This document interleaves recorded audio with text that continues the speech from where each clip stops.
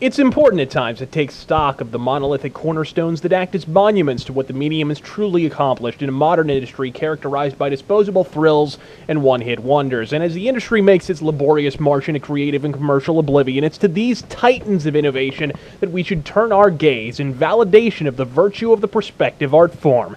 At the dawn of the new millennium, Ion Storm Austin crafted one such game, at the time intended as a standalone work. The series has since found itself as both the pitcher and the catcher during its ongoing incestuous relationship with a veritable cornucopia of increasingly inept publishers and developers, but its long-term influence is uncontested. From the most cerebral RPG to the most banal FPS clone and even to sports titles, the influence of this series can be felt far and fucking wide. Therefore, I can think of no more appropriate or intriguing subject matter for both the latest entry in this retrospective series and the 50th proper episode of the Rageaholic than Deus fucking Ex.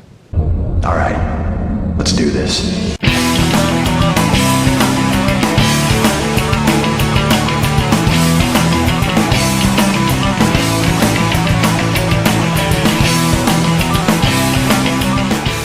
There are good games, there are bad games, and there are Final Fantasy X bad games.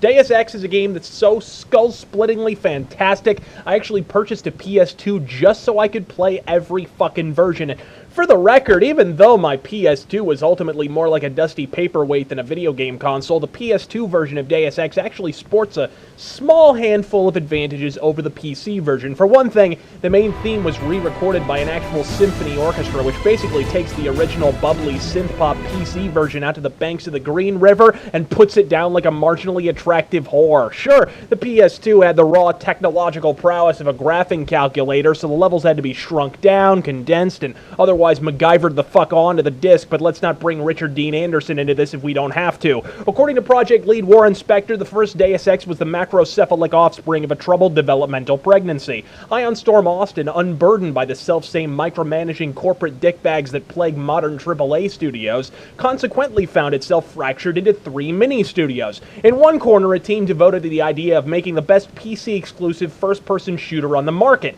In the second, a vociferous retinue of role-playing aficionados, and in the third, a team inspired largely by Looking Glass Studios' recent successes with Thief the Dark project, who began pushing strongly for a futuristic variant of their seminal first-person stealth game. By finding a way to diplomatically merge the visions of all 3 splinter factions, Warren Spector unwittingly wound up fashioning arguably the single most influential title of the last 15 years of video game development. I've said before that I was never a fan of first-person shooters, even back when they were still halfway fucking decent, which was still very much the case when my best friend purchased the game at launch back in 2000. So, given only an over-the-shoulder appraisal during a high school sleepover at 3 a.m., I deemed the game a shooter with subpar graphics and went on my oblivious way.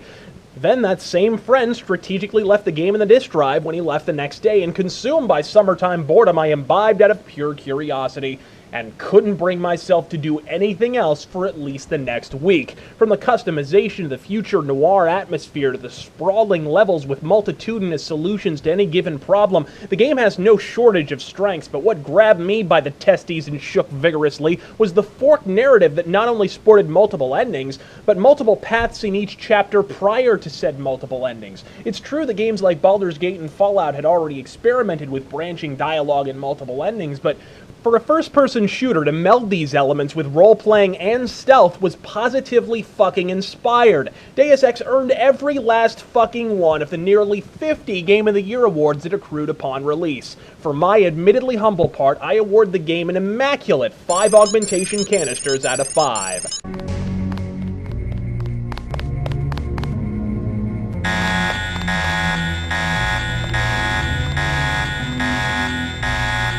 Crossbow. Sometimes you've got to make a silent takedown.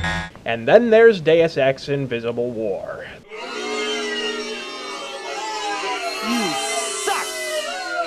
What a shame.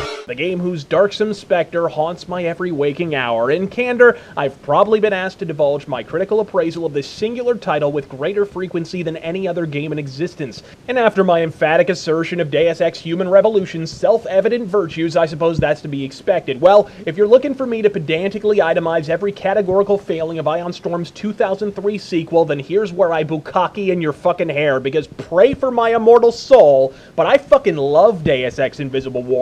I don't want to live on this planet anymore.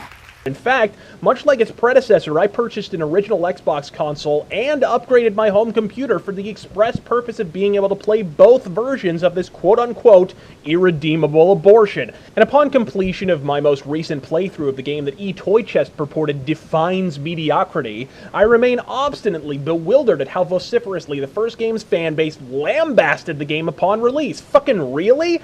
Defines mediocrity? Ramirez, use your smoke grenades! Ramirez, get to the roof and check out the supply drop! Ramirez!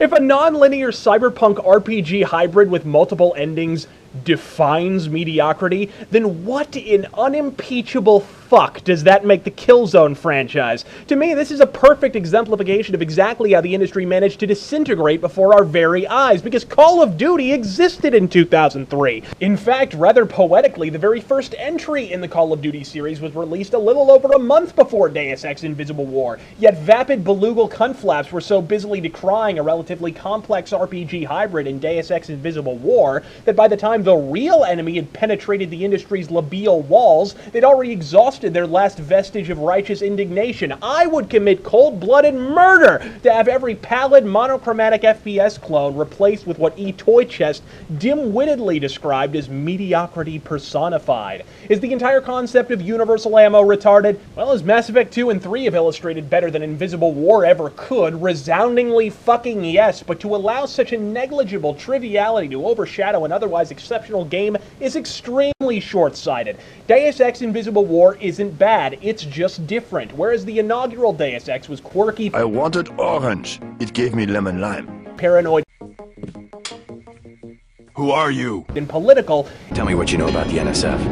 They're gonna kill the top 1% and then split up the rich people's money with everybody. Can you tell me anything specific? Go to hell. Invisible War is instead morose, Listen, I'm serious. morally ambiguous, Now what about the compensation? Oh, sure. Here you go. Thanks. Good luck with the new branch. and atmospheric. I need to know more before I start making decisions.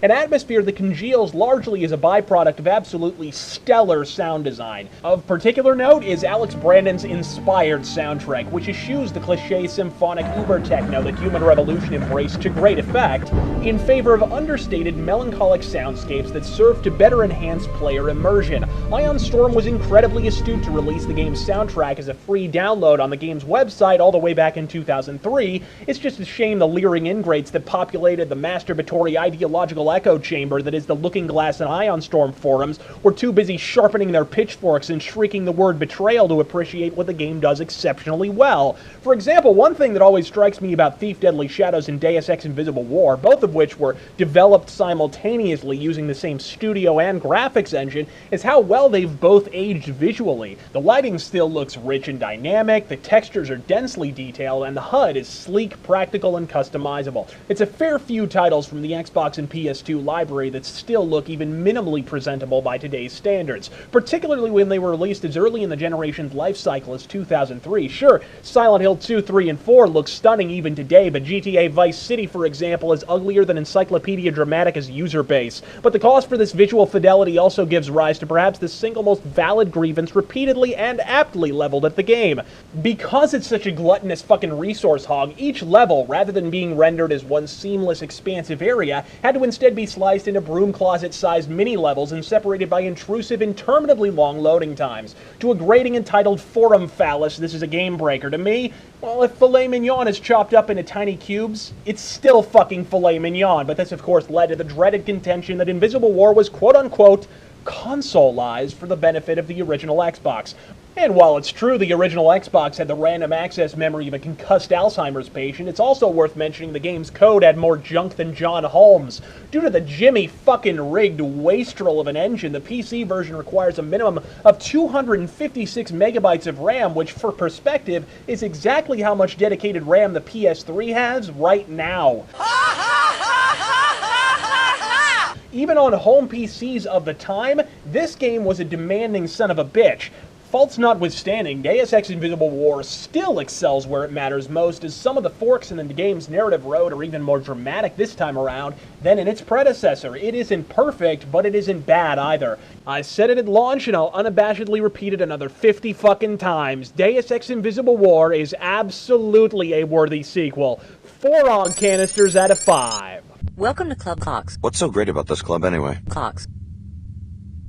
Shit. After a brief experiment with an online multiplayer first-person shooter that ultimately resulted in the decent, though decidedly un-Deus Ex effort entitled Project Snowblind, the series seemed dead and buried for much of the next decade. That is until Eidos, in a last-ditch effort to salvage their crumbling corporate infrastructure, set about to create their own AAA development studio centered in Montreal, and announced in 2007 their very first project would be Deus Ex 3. And for the next 4 years, Deus Ex fans would have to content themselves with exactly jack and shit in the way of substantive news items. But when the game finally dropped in 2011, as I've previously itemized in my shameless plug, Deus Ex Human Revolution review, it accomplished the vaunted, improbably Herculean effort of attaining the heights of the first game and simultaneously reinvigorating a brand that had thus far lied dormant for nearly a full decade.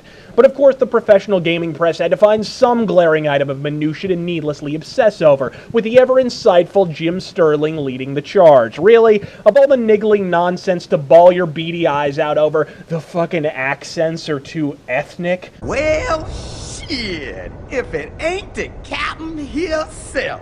Folks, it takes a hydraulic forklift and an Olympic powerlifting team to get this fucker from his dining room to his ejacularium. This human beanbag chair wouldn't know ethnic if he made a 5-course meal out of the mighty Mandingo. So why should I give 1/7 of a fuck when he flaps his 5 chins at me concerning racial stereotypes in a society he's been physically incapable of regularly interacting with for the past 1.5 decades? The real world isn't a politically correct bedtime story, Mr. Sterling. Some people speak like a Zatarans commercial. Fucking deal with it. But let's not allow Destructoid's rapacious idiocy to overshadow what was a spectacular return to form, and as I postulated previously in my proper review, the best game I'd played in nearly 10 fucking years. It's not a masterpiece, not with those fucking boss fights, but it is a fucking exceptional effort from an unproven studio, and for that reason, it scores a near-perfect 4.5 AUG canisters out of 5. So if at any point over the course of the adjoining video you found yourself nourishing the paranoid suspicion that I may have generated the preceding video as a thinly veiled vehicle to play back through Deus Ex, one of the greatest video game series of all time again, congratulations on your marginal powers of perception. Don't judge me, asshole. I had to play Mass Effect 3. I'm eligible for motherfucking sainthood, as far as I'm concerned, okay? So for longtime fans and oblivious newbies alike, I will leave you with this singular, emphatic enjoinder, alright? Either play these games, or I will kill you. Oh, Razorfist, he's being cute. He says he's gonna kill it. No, motherfucker, I will hunt you down like a delinquent child support payment, and I will force feed you a live puffer fish. You either play Deus Ex, or you die. I'm Razorfist, God fucking speed.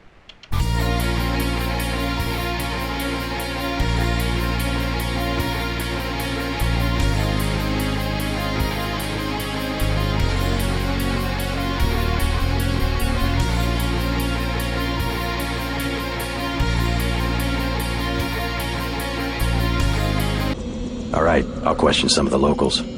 Good thinking. And JC, the GEP gun might be useful. The GEP gun? But that would require an explosive mission pre-order DLC, available only from GameStop. Yeah, well, in that case, stick with lethal takedowns. Maybe you should introduce your lethal takedown.